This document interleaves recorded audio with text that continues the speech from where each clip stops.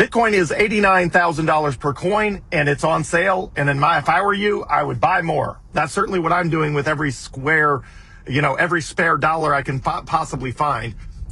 So a lot of people are bored. This happens all the time. I mean, it's just incessant that people are constantly bored with the price of Bitcoin. Nothing is wrong with Bitcoin. Everything is fine in Bitcoin land.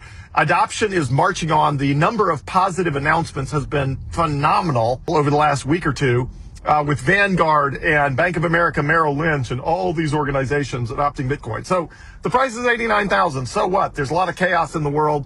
Bitcoin will be fine. Unless you are 100% allocated to Bitcoin like I am, and you couldn't possibly buy more Bitcoin under any circumstances, those are the only people that even remotely should be pouting that Bitcoin is not moving up fast enough. But even in my case, nobody bought all of their Bitcoin. Nobody is 100% allocated to Bitcoin at 89,000 with no ability to buy more and has never bought Bitcoin at less than 89,000.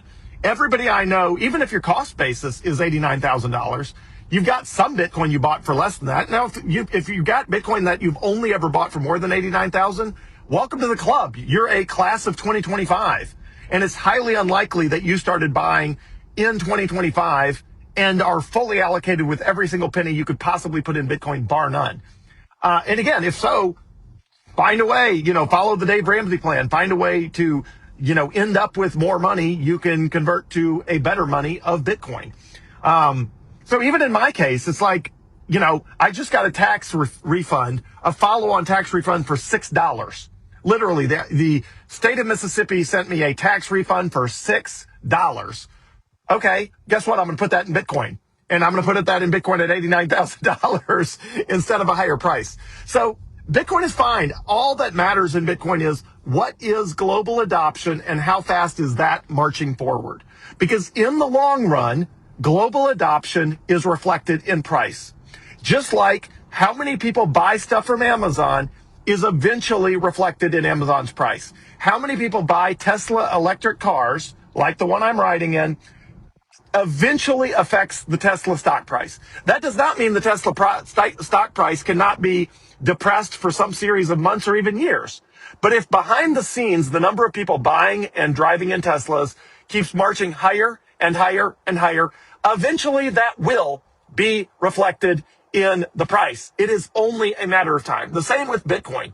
Bitcoin adoption is steadily marching on. Eventually, that will be reflected in the price. And in the meantime, what can you do? You can buy as much Bitcoin as you possibly can and hold on to it for as long as conceivably possible.